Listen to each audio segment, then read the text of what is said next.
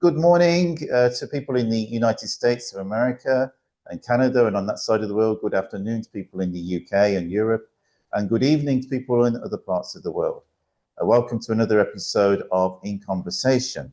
Today, I'm delighted to be joined by my friend, Lieutenant Colonel Anthony Shaffer, retired, former Defense Intelligence Agency officer, counterterrorism specialist, national security commentator.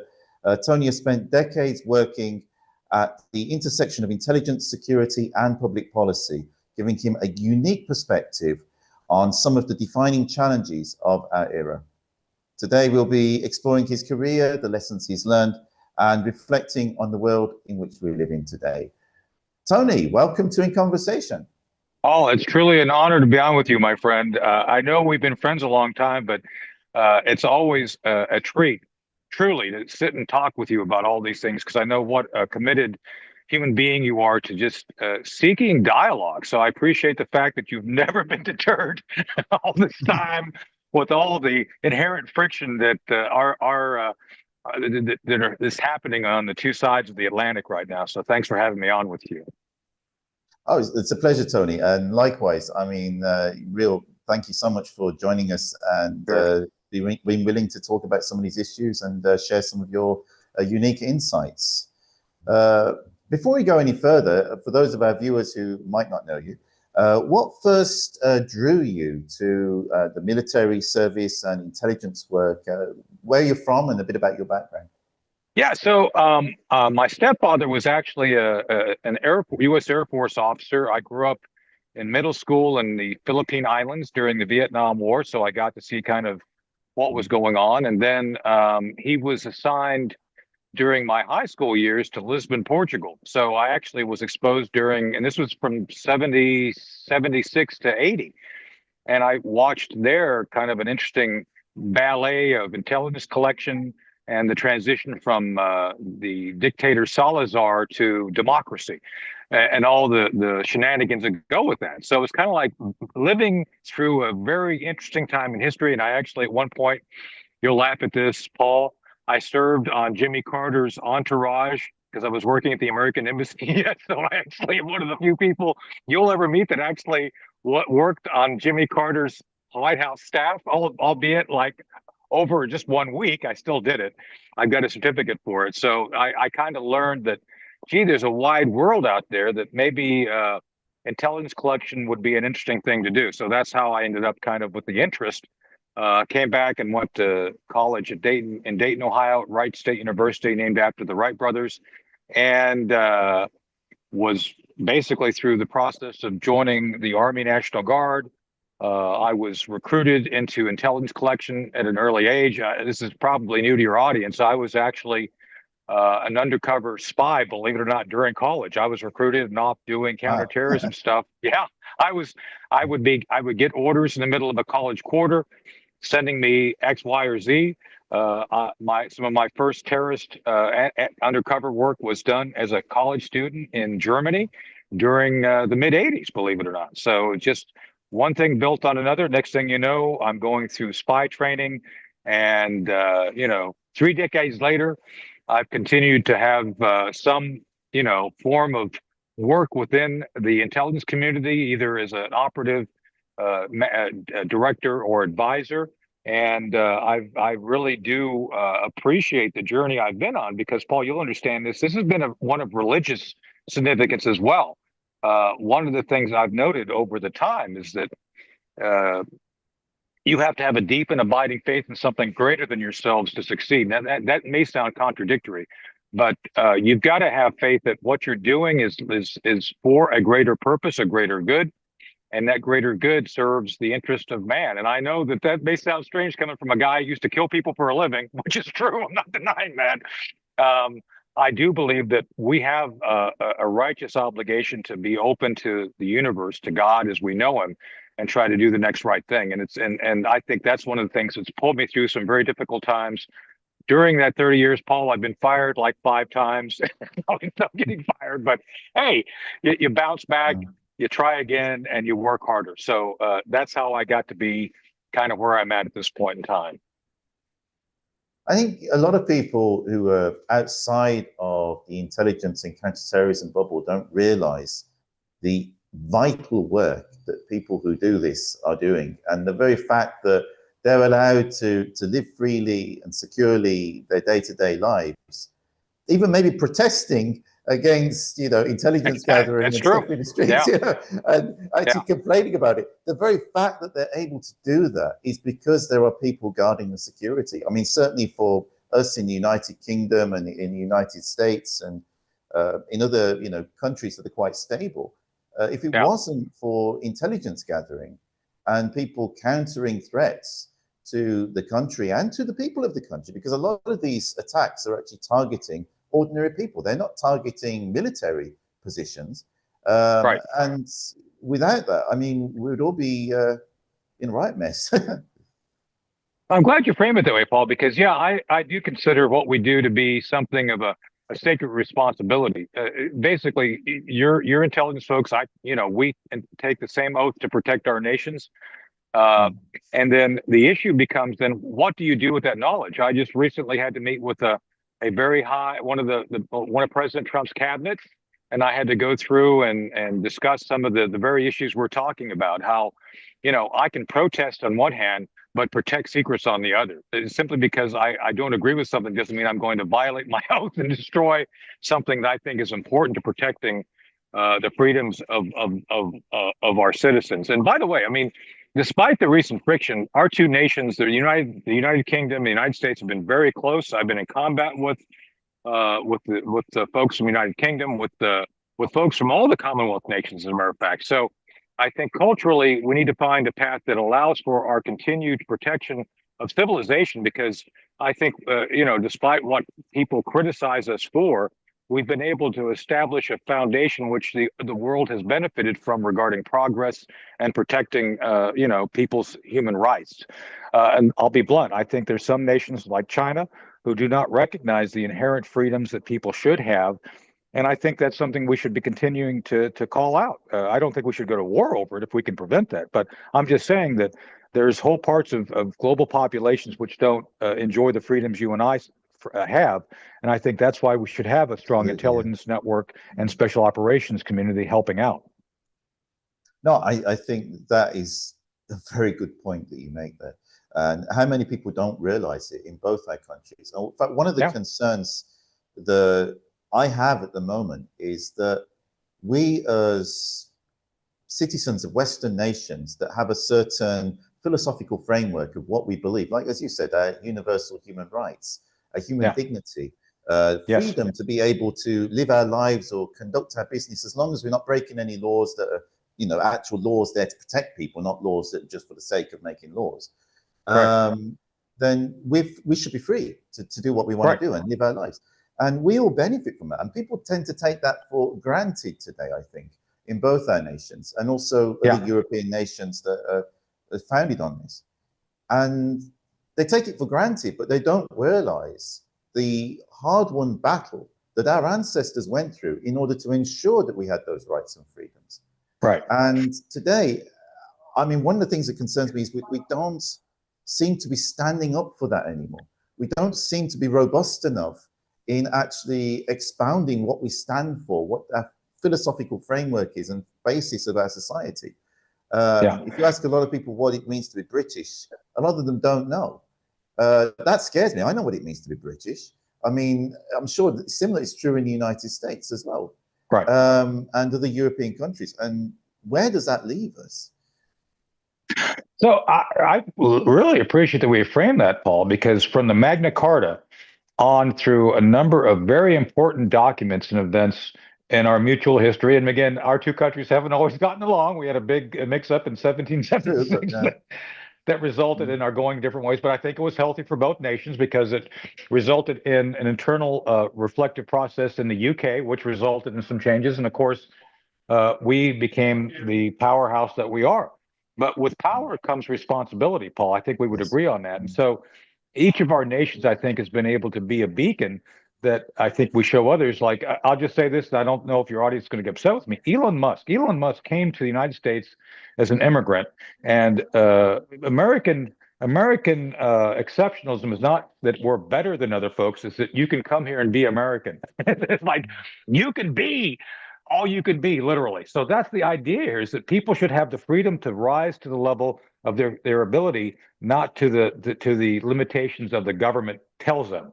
And that's what I think we could agree upon. You can like or not like Elon Musk, don't care. I'm just saying the idea is the conditions should be available to individuals to go to the level of their capability, to be rewarded for their own ingenuity, and not have any government or system hold them back. That's my point. And I'd like to believe that we both our nations would allow that to a certain level, as long as you don't break the laws and hurt people. And I think that's where we come into this. And we don't do a good job in the United States anyway. I can't speak to the UK, of educating children on how we got here. I'm old enough that I remember the basic tenets of the end of World War II. World War II truly resulted in a great global conflagration. You guys took it, first in '39, and the actual global order was threatened by three fascist nations, Italy, Germany, and Japan. And I don't think people understand that, because they call me a fascist. Like, no, I'm not a fascist. I'm not wanting government control either by, means of economic control or means of social control to rule our lives. I'm not for that. So, I'm not a fascist. And I think we had a real, But one of the things about yourself that is interesting. You've worked in intelligence, but you've also been a whistleblower. You've spoken out when yes, things weren't absolutely. done properly, or things went too far, Yeah, or things were done inappropriately. And I right. mean, credit to you for doing that, because Thank you. that shows that you take this responsibility very seriously. Well, I do. And as a matter of fact, we're going to have more on that. Congressman Kurt Weldon, Representative Weldon, and I have been talking. We have more information coming regarding the whistleblowing I did, and that was all about the fact. I'm glad you brought that up, Paul. Is that, look, we could have done a lot more to stop the 9/11 attacks, and that was my issue. And what's interesting is, like, we're supposed to be protecting the whistleblowers, but if you hit a nerve that everybody gets upset about, both political parties, by the way, both sides, the Bush side, the Republicans, and the Democrats, the Clintons got upset because, hey, I called, it's like you both failed. And you might find this interesting, Paul. A few years ago, about 10 years ago, one of the guys I blew the whistle against was Don Rumsfeld, Secretary of Defense during the Bush time. And Don and I became friends because, when he asked me, because I was in a room, in Fox News at the green room with him, and one day, and we were sitting across from each other. We had nowhere to go. We had to talk. And so we were talking, and he said, I said, "There's something that stands between us, Mr. Secretary." And Rumsfeld looked over at me. He says, "Yeah, Able Danger." He knew exactly what the topic was. And he said, "Yeah, Tony, why is that?" And I said, "Well, because you were lied to. They lied to you about what we did." And so he agreed with me. He says, "Yeah, this wasn't the only thing." So I think people who are wise recognize that maybe I wasn't told the right story and the truth, and Rumsfeld was open to that. So I think that often people recognize they've been lied to, and will kind of atone to that. In the end, Rumsfeld was coming around to recognize that he was also victimized. I'm not excusing some of the things he did that were mistakes. I'm just saying I think he recognized that he had made some mistakes in listening to certain folks. And I think that's always the challenge at that level. So we have to recognize that being courageous. And by the way, to that point, Paul, it's another time I got fired. It's like, yeah, I got fired for doing that. Yeah, you dust yourself off. You pick up your your your jacks, your toys, and you move on and you start doing something else. And here we are, all these years later. I would still do it all again, because I still feel that leaving that career path and jumping onto what I do now was meant to be. It was something that was, I think, important to do, and I had a lot of faith in the universe and God to get me through it. So that's another reason I still am doing things now, because I had that faith and the ability to work through these things. Yeah, I wasn't aiming for this particular session to be about faith, but it's interesting you've mentioned that several times. Well, But it's I think true. you've been in some very dangerous situations over Oh, the yeah. years, of course. And I suppose when you're in such situations, it really makes you decide whether you believe in something or not. Yeah. Whether you call that God or whether you call that something else. But it's I think when you're really tested in certain situations in life, you know whether you believe or you don't at that point. Yeah. Well, Paul, it's interesting because one of the things, and I put this in Operation Dark Heart, which was available there in UK and probably still is, my memoir about Afghanistan. When you get into those situations, you've got to really detach. You can't, this may sound counterintuitive, you can't be in the moment. You can't internalize everything because it's so intense. So what you've got to do essentially is step away. And I talk about this, and I've done it several times in those situations. You have to basically see yourself as an actor in a movie or a play. It's like, yeah, this is happening, but it's just me playing a role. This is not real. And by essentially creating that boundary between the event and the stress, you're almost just pretending to be an actor. You're just acting in a play. And it actually gives you time to reflect later. It's like, let's just get through this. You know how to do this. You've done it before. You've rehearsed this. Just get through it now.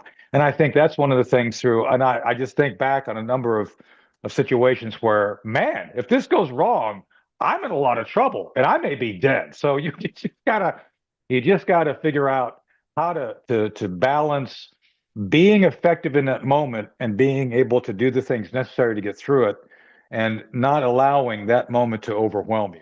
And then being able to process it after, because Paul, as you know, a lot of the time people have a hard time detaching from those events.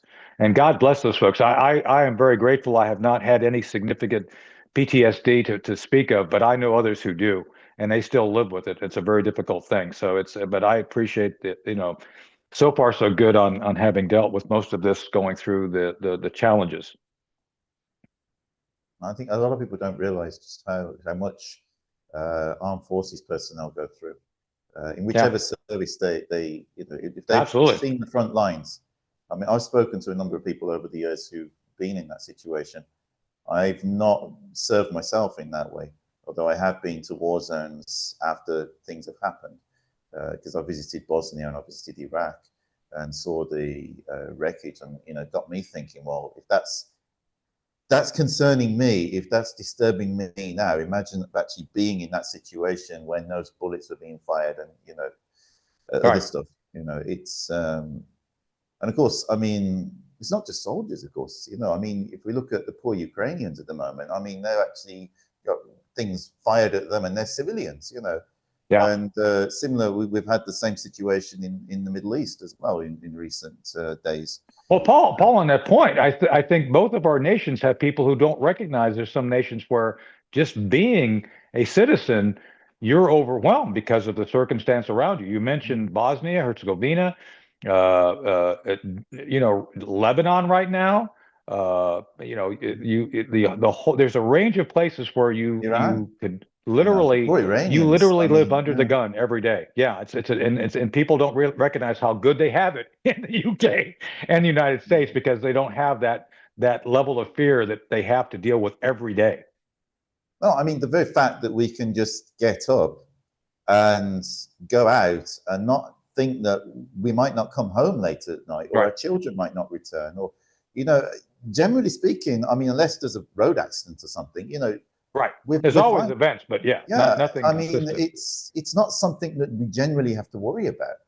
Right. But I mean, you're right. I mean, a lot of these countries, I mean, they don't know if they go out in the morning whether they're going to return later in the day or whether their family Yeah. members are or whether their house will even be there. I Yep. mean, that is, you just can't imagine. I mean, it's awful. Yeah. And this is something, I mean, that in the West, of course, I mean, we have this principle of property rights as well. And, Yeah. respecting human dignity, and as you highlighted, Magna Carta, that we are not allowed to be arrested or imprisoned or, anything like that unless there's a really good reason for it. And there has to Right. be some kind of evidence to back it up. And we Right. also have to have recourse to legal services and a court of law and, to be able to protect our rights. Our rights actually mean something. And of course, there are many countries in the world where people's rights just literally, they don't exist. They don't Right. have that. Right.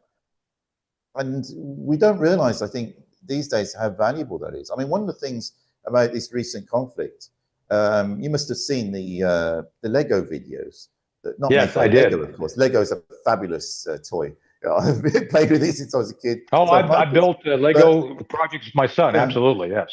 but the very fact, and the very fact that the Iranian regime had the audacity to use this, which is a toy created in Europe um, with a long history, and they use that to convey these political propaganda videos. Yeah, And the other thing, I mean, I think both of us would agree, they're actually damn good videos. I mean, we yeah. don't agree with the Oh, I content of what they're agree. Yeah, promoted, but yeah, they are actually very good at what they're doing. And yeah, what are we doing in anything like that to sort of counter this? yeah. Paul, Um, you're so right. So yeah, on that point, I have criticized openly to include I had to attend the Special Operations Week down in Tampa, where we have our Special Operations Command, and I was on panel for an event regarding the future of warfare, and I brought this very issue out. It's like this is brilliant. You don't have to agree with it. You don't have to agree with the content, but man, the fact yeah, that the Iranians came up with such a clever and is in some ways very simple, but other ways very brilliant use of something we all recognize. We all know what Legos are, right? We know yeah. this. And there's a Lego movie, and they mimic that. So the fact that someone there, And also, and it shows the very yeah, way that they actually produced those videos. They had very good intelligence on what would absolutely. actually appeal to the ordinary man or woman in the street in both of our countries. Exactly. Yeah, and so and I'll say this: the Persians are a brilliant people. I no, I'm throwing no shade at saying, I would man, agree oh with man, that. Yeah. that they are brilliant. With that said, we had no answer to it, and it's like we should have at least been thinking this through. Now I can't get into what I suggested. I made some suggestions to our side. It's Yeah. like this is how you counter it. I don't think they like my suggestions. And just between you and me, you would have liked it. We could probably talk offline about it, but I made some suggestions on how you should counter this. First thing I said, you should have been standing forward to recognize this was coming. It's like, look, these people aren't going to sit back. For One of sure. the Yeah. things Yeah. that I they mean, are it's not brilliant like at, it didn't have a precedent. They've been doing stuff of like this course, for of course, decades. of Yeah. course. Yeah, exactly. And this is a very effective form of asymmetric warfare, of unconventional or asymmetric warfare. And Paul, I think you'll agree with me on this. We spend a lot of money, probably some would say too much money on defense. And so it's Mm. like, how did you not figure this out that this was coming, you know? Because this was something they've done, we know they can do, and they were going to do, and we had no response. And they owned this space, Paul. I mean, they owned it. There Well, was you no think response about from it. anybody. How much would one of Yeah. those F-35 fighters cost? I have used this as an example You know, before I mean, if where, you just put just for one of them, right. and you put that Yeah, budget into creating something to counter this, you could probably exactly. do amazing things Yeah. with it. Yeah. And by the way, both of our countries share the scourge of the F-35, just saying. I mean, I'm not a fan of the F-35 and the cost, and this thing's going to end up costing more than the I have to be. B-29 They're the only program. things that we're launching from our carriers. But Yeah. thanks to not having any kind of, traditional sort of No, Paul, we should launch talk about system. this another day. Yeah, no, there was a great I think it was competition in the Gordon Brown's 1950s. government. They thought it was an excellent idea to cancel the launch system in order to save money. So you build great, big, massive aircraft carriers, almost the size of Unimits, and there's no launch system. I mean, Yeah. No, I know. And no, there's been a series of, I think, bad decisions going back to the 1950s in Canadian, UK, and the United States, like, oh, we're going to build this, and you don't have to build that, and oh yeah, we're not going to build this now, so you got to figure out something else. I mean, there's a whole set of political nonsense that we could go through someday. But yeah, that's for another day to go through. But yeah, it's this is anyway. But to your point, we could have set aside just one F-35 budget that would have lasted a decade. One F-35 would have lasted a decade wow. of doing effective information operations and counter information operations. But it's hard to get people to convince because, to me, Paul, they'd rather buy hardware than invest in people and software that's going to have to be enduring and work in what we're doing right now. For some reason, politicians find what we're doing scary. And it's hard for them to wrap their mind around the fact that the enemy, the bad guys, are always going to use social media, social constructs as a method of war. And it is what it is. And you're not going to really be able to change that. So Well, the thing is, I mean, in order for us to either pursue a war or even pursue serious diplomatic options, you Yeah, need to have the people on side.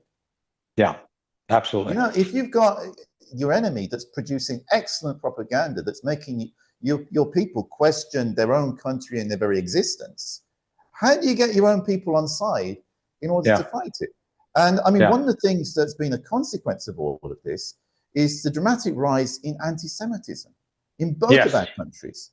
And yes, you mentioned earlier about Elon Musk. I mean, he's just one example. I mean, go back, Albert Einstein. He was a German refugee back, you know, in the 1930s. If he hadn't have been, he would have ended up in Auschwitz, which I yeah, visited, you know, a month or so ago. And it's like he might pursued a successful career in the US, which also helped the US to develop its nuclear weapons and nuclear technologies, which you're one of the leaders in now. And the Jewish communities from many of the countries sought refuge in the US. It is one of the places after Israel where you have the largest Jewish community in the world actually as a result of this, because for decades yeah, they were able to live there safely, freely, pursue their lives, and also contribute as constructive citizens towards the United States.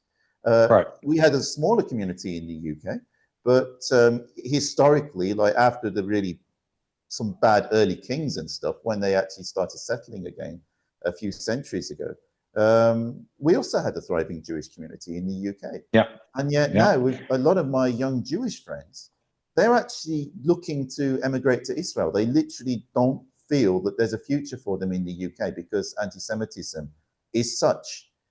And when you think, you know, during World War II, I mean, we actually took the action we did against the Nazis and finished what they were doing, yeah, and you know, rescued people from concentration camps, and said that this would never happen again. And right. then you look what's happening, and this is also contributing to anti-Muslim bigotry as well, because the two things sort of go hand in hand. Yeah, And also anti-Hindu bigotry is another thing we're suffering from in the UK that it has gone exponential. I mean, once you start having all of this identity politics and certain groups being blamed for this, that, and whatever, instead of the individual's rights being respected as according to Magna Carta and your constitution, yeah. we end up in this situation of groupthink and bigotry and violence between groups, which no one is safe at that point. I mean, it is really deeply concerning. Yeah, I agree with you, Paul. And you can feel the Sikhs in there too. I've actually Oh, served with yeah, Sikh that's true. officers. Yeah. I get along very well with the Sikhs, and yet some people have issues with them. So it's kind of like, okay, I don't, I've never, this is going to sound silly, but I've never understood anti-Semitism, anti-Islamic issues. As I mentioned, I went to high school in Lisbon, Portugal, and one of my best friends was Nelly Inwam. She was Nigerian. One of my other friends was from South Africa.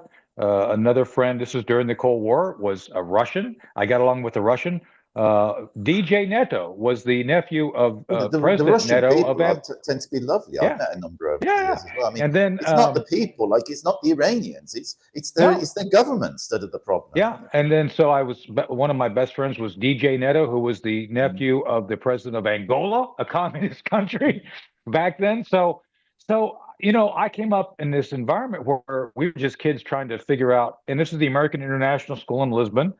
We were just trying to figure things out as kids. And so inherently, none of us had any of the baggage. I guess baggage is the right term to use of preconceived ideas of discrimination. We just didn't see it. We just got along. We played soccer. We enjoyed playing soccer, and there was no drinking age there, Paul. So we got drunk a lot. Just saying.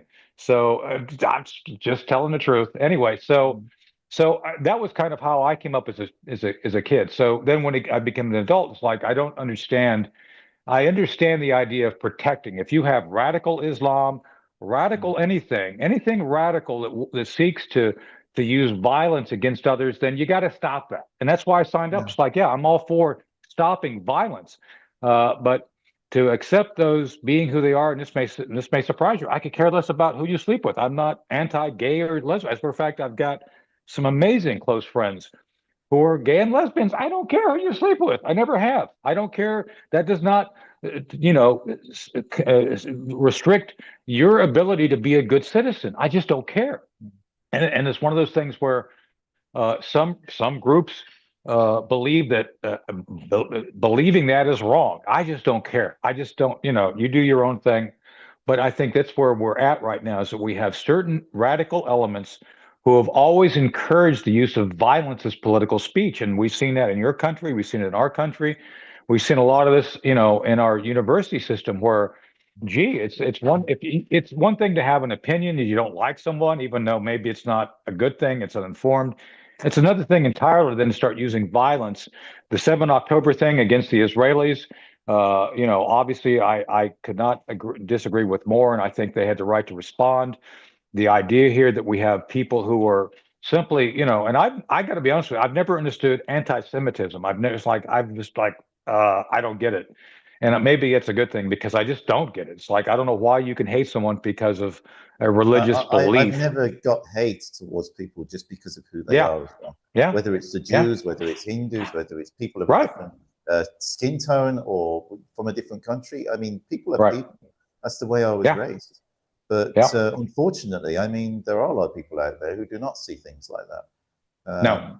And so some of them, they like their hate is really deep seated, and it's like academically, I've actually, believe it or not, I've actually studied anti-Semitism with ISGAP. So I've got a diploma in anti-Semitism studies. So I understand it from like the academic perspective, but like in my heart, I've never really Exactly. grasped it. No, How someone exactly. can actually be in that state. It's like, as my friend Harry mentions, it's like a psychosis. Yeah. It really is bizarre. It doesn't make any logical sense.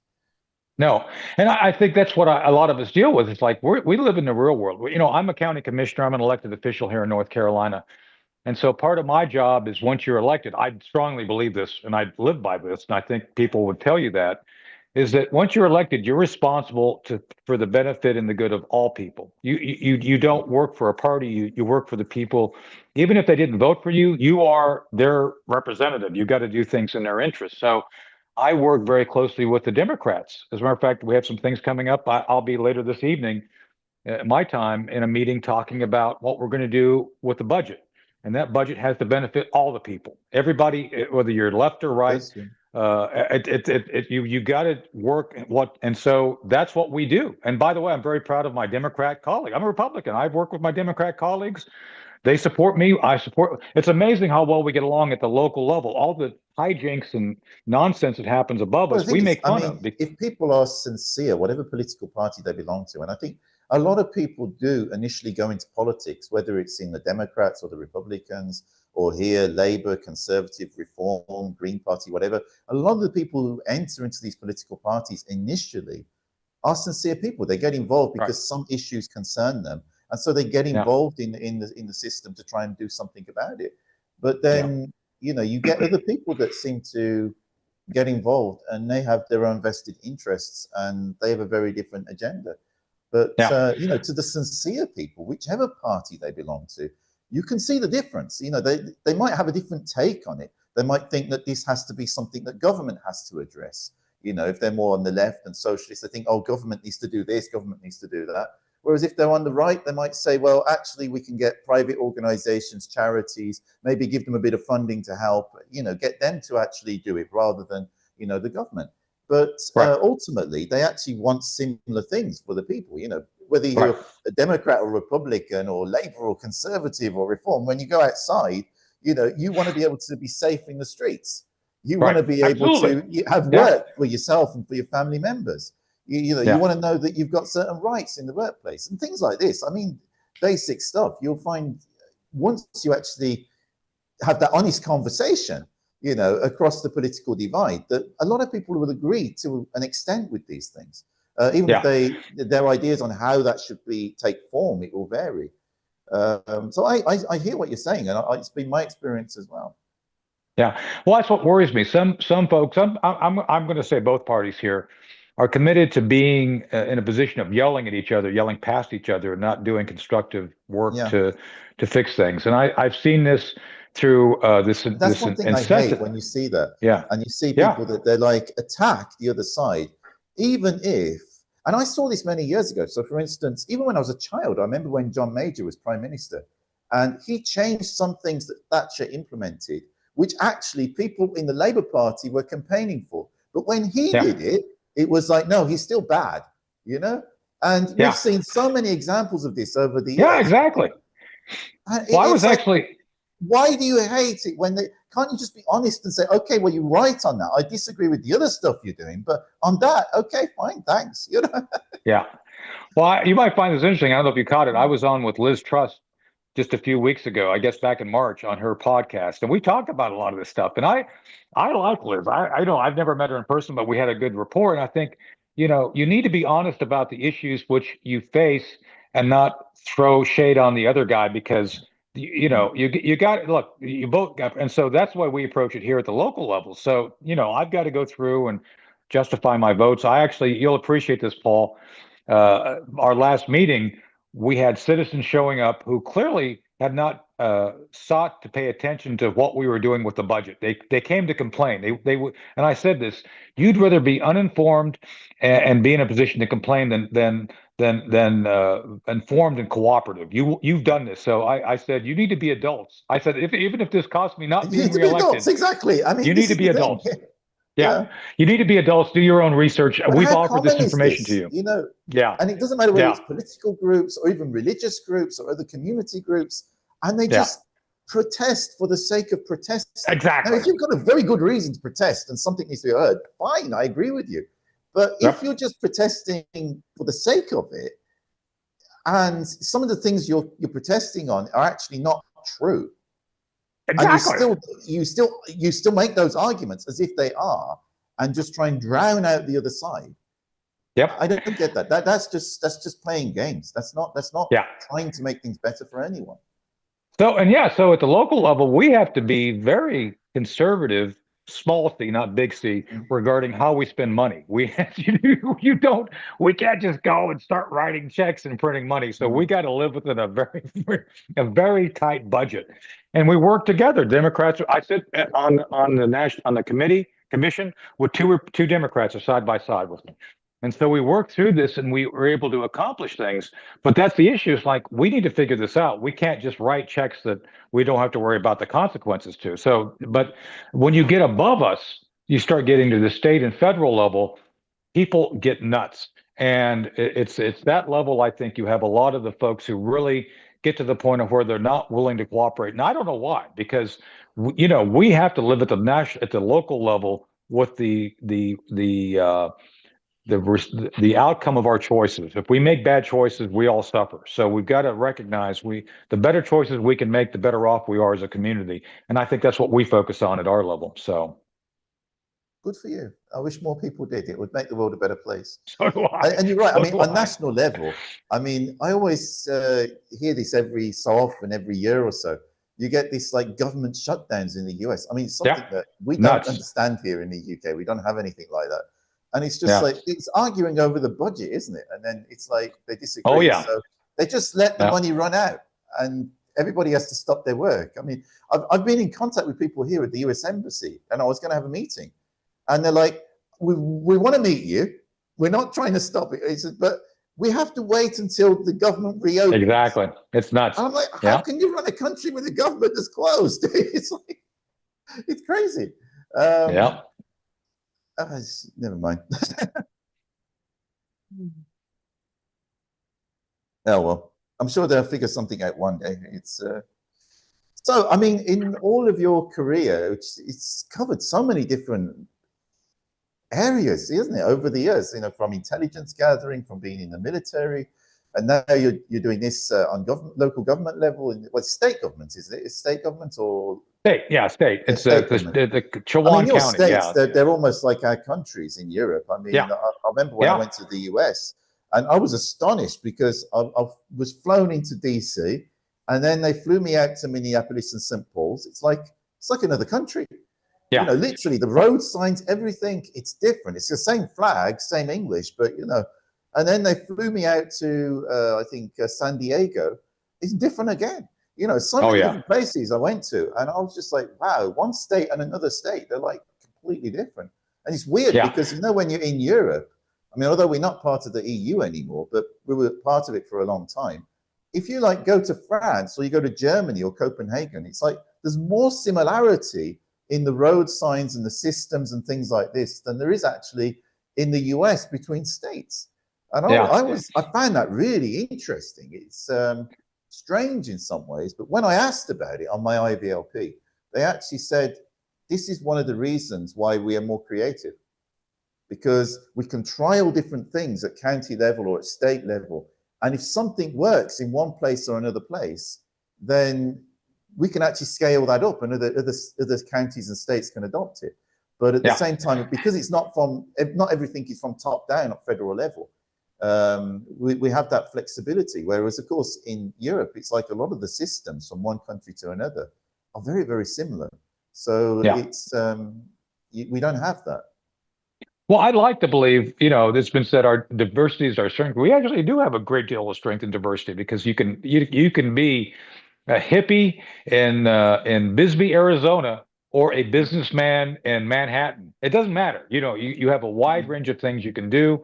I'd like to believe, in North Carolina, we're one of the larger states.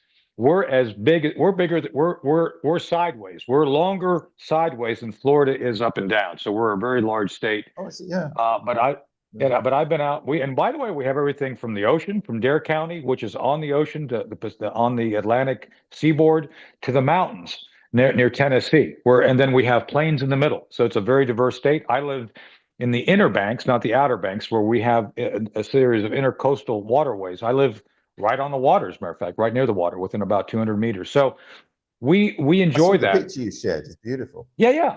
So yeah, so I appreciate the fact that we have so many places we can go. And this is what frustrates me too, because people don't recognize the very thing you're talking about. It's like, man, Americans have it really good. And we actually have a very strong social safety net for people. I sit on social services, so I know this. We try to help those who are poor, those who are low income. We have programs for the elderly, and I support that. I'm a Republican. I support this sort of thing. It's not like we want to see people suffer or die. We want to give them opportunity. We want to see them thrive. And this happens all over the nation.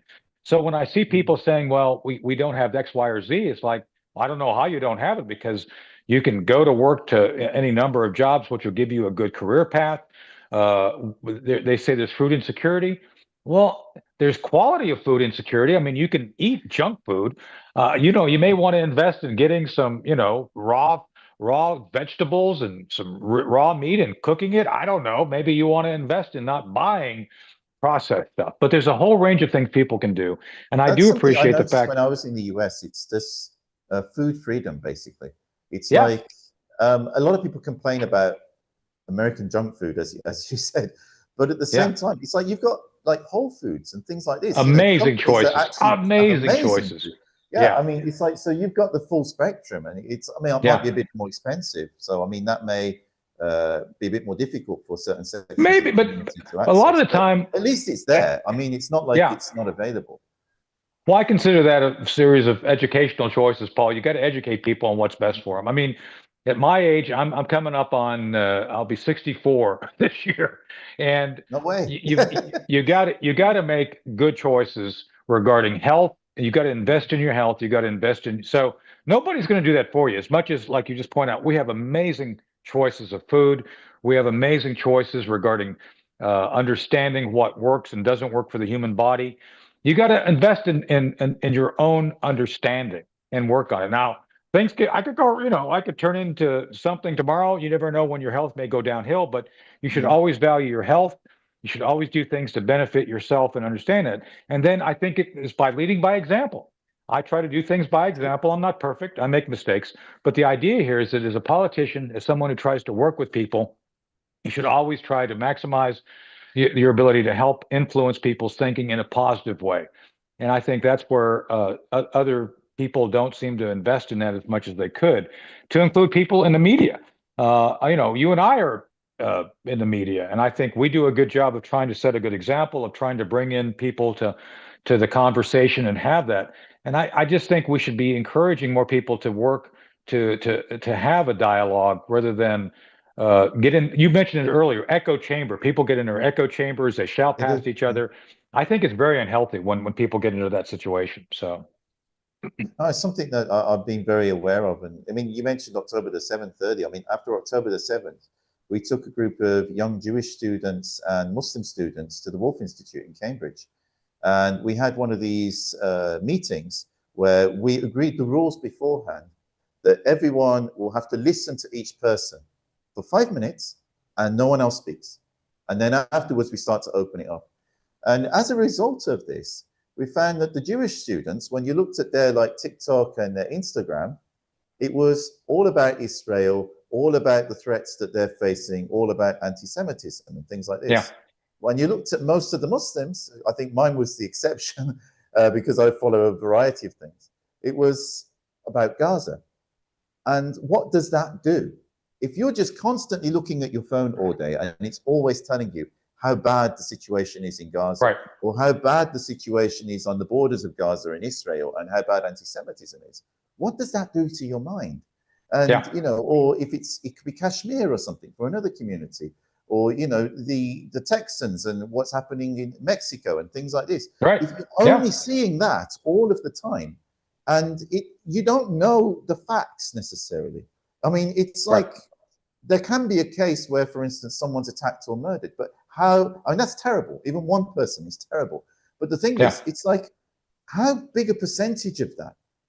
You know, is that like a lot of people? Is that like a regular occurrence? Or is that something that is something which is very exceptional and yeah, unusual?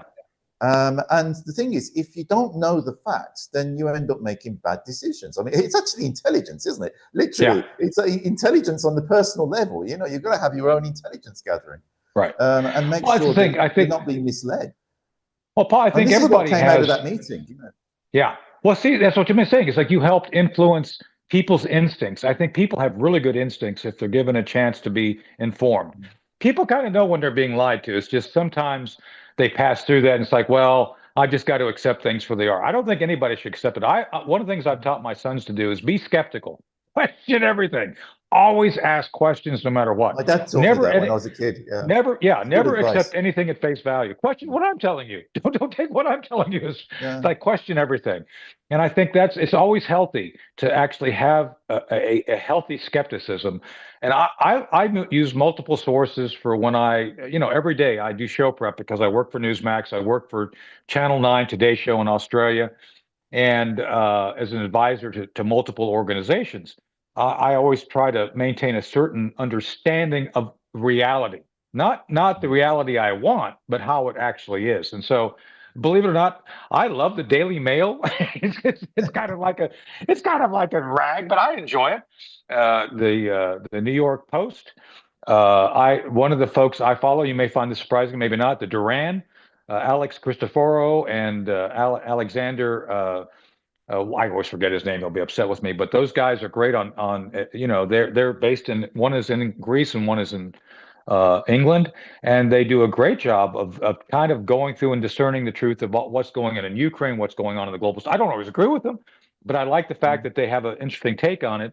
And so I receive information from. I was watching something from CNN today. I completely disagree with, but at least I understand the perspective of the left. Yeah. So it's important to have all of this, and then you decide for yourself. I think an informed citizen is an effective citizen, no matter what country you're in. It's true, and it's also vital for democracies because Yeah, that's when democracies rely on an educated and informed population, and yeah, when that starts to change, you find that the democracy starts to change as well, and it's no longer so democratic, or the wrong people get in who are unconstructive, yep, whether they're from the right or the left. You can get wrong people exactly. from either side. It's and you can get good examples too, even if you don't agree with everything that they do. But Yeah. at least you sometimes get decent ones on either side, even on the opposite. Um, but yeah, it's thank you. I mean, so I think I was going to ask you, what advice would you give to younger generations who want their countries, want to serve their countries? and also want a better future. And I think actually what you just highlighted there, to be very critical thinking, to analyze things and to read from different sources is certainly a good one.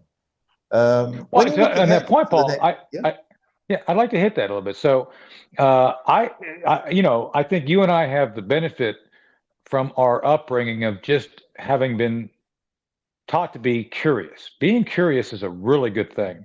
And I don't know about you. I was kind of different because I always questioned things in high school. So even then, I was kind of like, I wonder why I'm different than everybody else. And it's like I recognized being different wasn't a bad thing. It was just being different. And mhm, I just wanted to think about things. And I think that's the thing too. Kids today are often isolated. Let me hit this real quick. Because of the very thing you just mentioned. Everybody's on their phones. People lose a lot of contact, especially with COVID. We all got locked down. We didn't have a lot of contact. We have a whole generation who suffers from this abyss of contact. It was horrible. And my son suffered through that. He's now 19. He's trying to reestablish kind of good social connections. And I've encouraged him to, seek people who can help inform you. Everybody has something to teach you if you're actually open to it. You can actually have really useful contacts. And I've always tried to understand that people come into your lives and can serve a great purpose of helping you understand. And I try never to shun away. I always tell people never turn down an opportunity to learn something you've never done. I mean, it's just amazing how that stuff later on will be useful. One of the things I mention all the time, mentioned this morning on TV, is I've got a degree in environmental studies. And I'm one of the few conservatives who took the time to get one. It's like I'm amazed by the fact that I understand I could draw from memory, Paul, the actual every aspect workings of a nuclear plant because we had to do that as part of one of our exams. And man, oh man, you have 2 hours in blue books to write it all out and diagram it with no reference. You didn't have the internet back then, just saying. So you had to do it from I memory. remember those days. So yeah. So I'm just saying, it's like that. Gee, I look back on that. It's like at the time it was I thought it was an easy extra degree. It wasn't all that easy, but I got it anyway. But it does, I learned how to interpret CO2. I learned how albedos work regarding reflection, how nuclear power plants work, how weather works. All these things I recognize now as a benefit, and not just an easy degree, because it wasn't an easy degree to get. But I'm just saying, kids should inherently it's strange. seek We to live learn. very different lives, but that's something that we actually have in common. I went to Yeah, university to study environmental science as well. yeah, wonderful. See that one. I see you Yeah, and learn I things. You learn actually how things one of my work. A levels I did the best in was in geography. So Yeah, it's like a lot of what you're saying there is stuff I recognize as well, and it's helped me to sort of uh, I've used that kind of geographical right. framework without even realizing it, because geography is Exactly. a great subject that allows you to Yeah. plug in all sorts of like physical processes in the natural world, together with how countries are, together with the human aspect of it. And you plug in all sorts of things, some of which are humanities, some of which are science, some of which, and it's a really good framework to allow you to do that. Yeah, and speaking, so to expand on what you're saying, Paul, I had because they were shutting the department down at the time. I think they brought it back later. I had to take an internship to complete my degree, so I chose an internship with the City of Kettering Planning Department. Man, oh man, I learned how cities are developed, maintained, and expanded. How zoning works. I had to go out and Yeah. actually do research and pictures for zoning projects. Man, and I look back on this now. It's like I use that every day in the way I think of things regarding urban development and the world. So your point is brilliant on Yeah, that, it's probably because one I of the think, most useful things that I've learned, to be honest, at school. yeah, A lot of the stuff yeah, I learned outside of school, but it's true. yeah. But I think that's the thing, is that kids should be open to learning things and encouraged to learn things, even if they're difficult or they're skeptical. Be skeptical, but just go out and try it anyway. So, Get a bit of scientific knowledge as well. oh yeah, It's scary how many people believe the world is flat. I mean, yes, I know. in 2026, I mean, it's like even like that great Artemis program that you've got, and he went to the moon, it went all around it, live streamed pretty much the whole thing. People saw it from start to finish, and you've got Yeah, people saying, no, no, no, that was CGI, that was all made up, that didn't really yeah. It's not happen. CGI. It's like, Yeah, what the heck? I mean, how do you get through to people like that? How do people in the West end up in that situation when I think even in not very good schools, they have at least some rudimentary teaching of science. Yeah, It's quite scary. it is. Anyway, I think we will start to wrap this up now. But before we Great. do, Yeah. when you look ahead over the next 10 to 20 years, what challenges concern you most?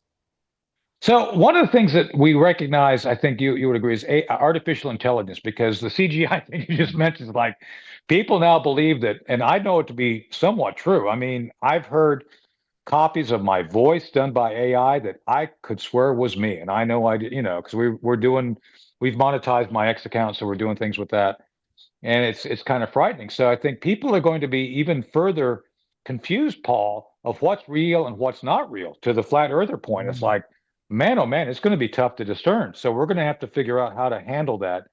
And I don't know if you remember, I'm a fan of science fiction. I was big into it as a kid. The Forbin Project, Colossus. There was a movie in the late 1960s that I recommend people see, where basically two supercomputers take over the world. It's great. And boy, oh boy, at the time, people were saying, this could never happen. AI. Well, we're getting close to that. Of course, the whole Yeah. Terminator thing, the idea that AI could be we're not quite Well, to I that. remember Hal in Space 1999, and Yeah, I'm I love Space sorry, I 99. can't I do love that series. Yeah. that. Yeah. Oh, It's, Hal, 2001. yeah, Yeah. So I'm sorry, Space Dave. I'm 2001, afraid I yeah, can't do that. Yeah. yeah. So yeah, and so that was brilliant. Stanley Kubrick. By the way, I know his daughter. His daughter and I are friends, by the way. So she's really cool. Vivian Kubrick.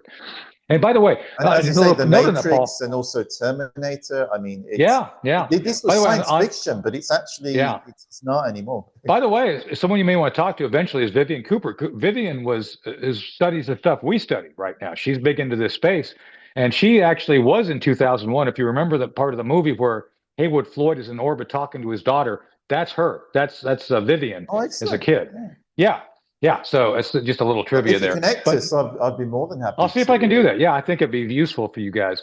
Anyway, but the idea here is I think we have to be concerned, but don't panic. But it's like the internet. Everybody thought, oh my God, the internet's going to change everything. It did change everything, but we learned to adapt, and now nobody can imagine not having the Well, internet. So forget I that. think Even when the AI, motor car was invented, someone had yeah, to wave a flag walking in front of it, and it would yeah, drive at about 5 miles an hour. right, It's like, well, the cars wouldn't be much useful if we carried on doing that, would it? I mean, right, literally every new invention has scared people. But I think the key point you're highlighting here is we have to have a strategy of how to handle this, and I do wonder if we exactly, do. yeah, That's the one thing that I'm worried about. Not so much the fact that AI exists and stuff. I mean, it's actually tremendously useful when it's used in the right way. But it's exactly. like, how do we actually manage it in a constructive way? What strategies are we putting in place to deal with that? And Yeah. I'm not sure they're up to spec yet. And I think beyond that, we have to recognize something that we've ignored, which is the potential of nuclear weapons. We've ignored this since the Cold War, Paul, to our own detriment. They Mm. exist. We can't ignore that. Certain countries still want them. And this was, the predicate for what President Trump was concerned about regarding Iran. I'm not here to defend his policies one way or another. I'm just simply stating that that was one of the predicates for the action, is the nuclear weapons issue.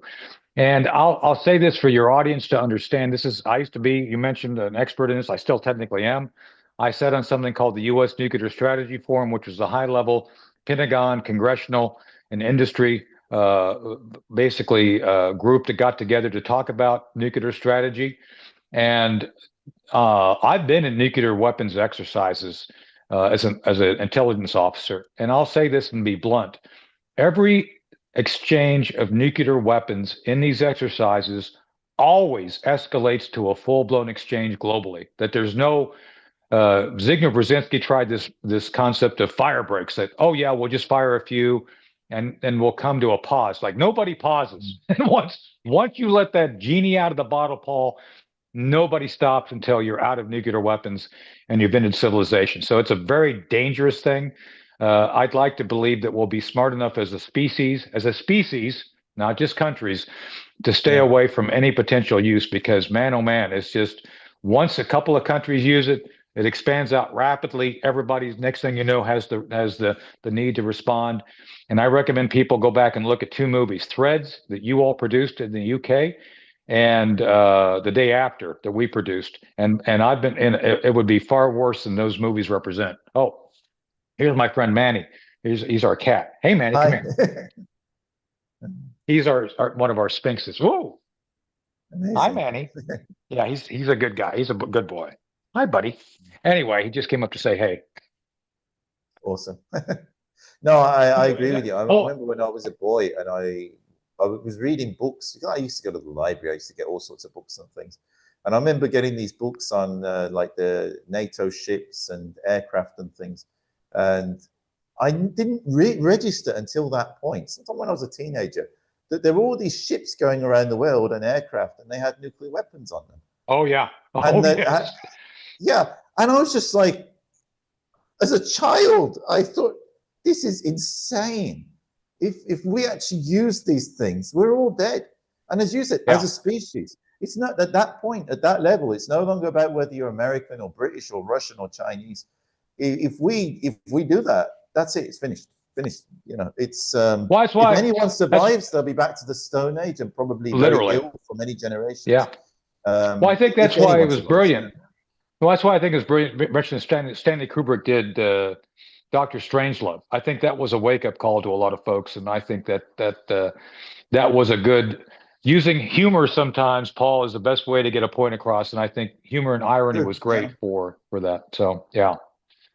And then the last thing of three would be simply working towards resolving some of the things you and I face on a daily basis is just trying to stop radicalism, period. I think that the greatest potential failure we have in our political systems globally is allowing for any organization or group, and I'll mention the World Economic Forum, who seems to think that we need to be aligned in thinking a certain way. I would recommend thinking like, no, diversity is our strength. Like you point out, we are a very diverse nation. We have a lot of people who work in different directions, but we are very ununiform when it comes to how we do things. We all recognize that we like doing things, but the idea here that I fight globalism all the time, that the idea that you will own nothing and be happy, like, yeah, no. Oh, gosh, I saw You will those. eat That's bugs. scary. Yeah.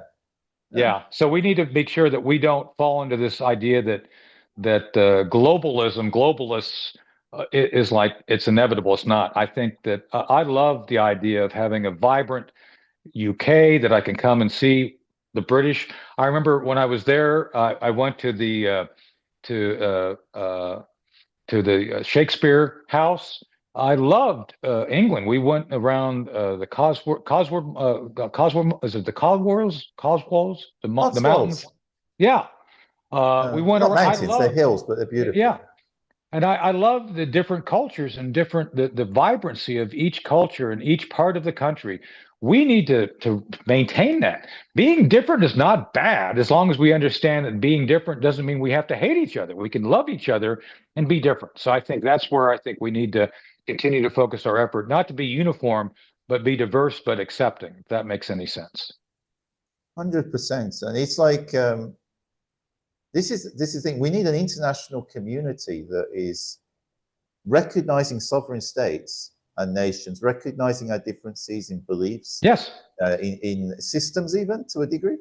But at the same time, it's like where we have a healthy relationship between people from different countries. Yeah. And I think Absolutely. a lot of that will happen better if we actually recognize and respect each other's differences and appreciate them. Yeah. Rather than, like imposing. And I think a lot of the problems we've had historically is when you've got someone who tries to impose and oppress a group of people to do it, even if it's trying to teach them a good thing like democracy and human rights. It's you have to go about it in a way where you actually get people to understand that this is for their benefit and they actually buy into it. It can't be imposed because otherwise people fight against it, even when it's a good thing. Yeah, one of my dear friends is Bruce Fine, who is a big fan of our founding fathers, And our founding fathers really believed that the best way to encourage democracy to spring is by example, not by force. Is that we have a good example and we should lead by example, but never force someone to follow our method. So I think that's good advice. And education as well. I think really, I am concerned. The standard of education seems to be slipping Yeah. in many places. Oh yeah. And it's like things that I was taught at school that I thought was pretty standard. And younger generations now, and I'm thinking, you don't know this? They didn't teach you this at school? Yeah. It's like, it's bad. yeah, and that's here. And I've heard in the US, it's maybe even worse. We're trying to fix it. You know, Paul, I have one of my retired colonel friends is now the chairman of the school board. The new chancellor of our local school system recognizes we have to get back to the basics. But I think for far too long, people were focused on outcome based, like, yeah, you just learn what you can and good luck. It's like, no, it's not. You need to have a certain level of discipline. I mean, that is a place where you have to have, a Yeah. lot of kids can't. I think you could probably write in cursive. I can write in cursive. Kids today can't write in cursive. Can't do it. Can't. It's like there's no skill set for that at all. Yeah. My goodness. Yeah. And basic maths and stuff. It's like Yeah. basic scientific concepts that we were taught as kids. Yeah. And I think that really helps. I mean, if people have these basic principles taught to them as children, then they're less likely to be swept up into some kind of nonsense propaganda that is based on nothing sensible, Exactly. Yeah, I think if you teach whether people it's the flat basics. Earth theory or some kind of radicalism, Yeah. No, if you teach people the basics, give them the skill set to think for themselves, to be essentially critical thinkers, I think that's the best thing we can do for our children, 100%. And we all have a duty to contribute towards that, parents included, not just expecting the system to take care of everything. Exactly.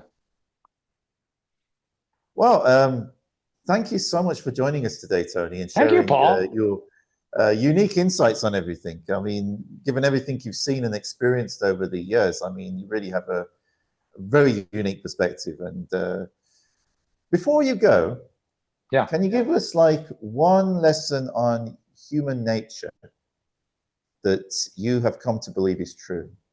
Yeah, that's a great question. I actually spend time thinking about this sort of thing, and I thought you would, because it comes into intelligence gathering and stuff. You would have some unique perspective on that, I suspect. So I think one of and I'll go with something good instead of something negative. So one of the things I've noticed universally is the individuals react to enlightened self-interest. It is ingrained in humanity. So often, Paul, if we can figure out something within an individual's framework or understanding of reality, if you can figure out something within that links to something on the outside that you're doing, enlightened self-interest is a very powerful tool of persuasion. It's like, if I can convince you, Paul, we're going to be deploying some troops to, I don't know, the Falkland Islands, and man, oh man, I know that you've got family there. Wouldn't it be nice if you work with us to help support that family there? Something like that, where you can actually tap into something within the individual for purposes of something you're trying to do. So I have found that enlightened self-interest is a foregone, almost universal tool to use to bring people into a cause or an effort. So there you go. Excellent, yeah, and I agree with that. As long as they're American troops coming as like friendly supporters rather than Argentinian ones, then I might be able to. Well, that's just an example. I'm just using it as an example, but yes, you get my picture there. Yeah. So there you go. No, thank you so much, Tony, for joining us today. Thank you, Paul. And let's do this again sometime. I'd like to. Yeah, there's a lot of topics we could get into, and I really appreciate your diligence and willingness to actually kind of expand out and have detailed discussions about stuff that people don't generally talk about the important things. And I appreciate the fact you focus on important things. So thanks for having me on with you. Thank you. Really appreciate it, and thank you to all our viewers who've joined us today. And if you enjoy these podcasts, if you like my content, then please like and subscribe. And also there's a Buy Me a Coffee link, which if you support that, this will allow me to produce more great content. Also, I'm hoping to do a monthly Zoom session where you'll be able to talk to me directly and ask whichever questions you would like to ask. So until next time, take care. God bless you all.